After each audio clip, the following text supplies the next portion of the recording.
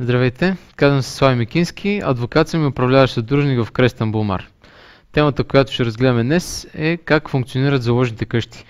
Накратко, какво ще разгледаме през днешния семинар? На първо място ще разясним какво е понятието на заложена къща и каква е приложимата нормативна уредба. След това ще разгледаме кой може да бъде заложена къща, къде се упражнява тази дейност, какви са особеностите за упражняване на тази дейност. На следващото място ще видим кой контролира дейността на заложните къщи, какви санкции могат да се наложат от контролните органи, как се третира дейността на заложните къщи съгласно българското законодателство и по-специално Закона за местните данъци и такси и Закона за данък върху добавената стойност. На първо място следва да отбележим, че в България има регистрирани около 1600 заложни къщи.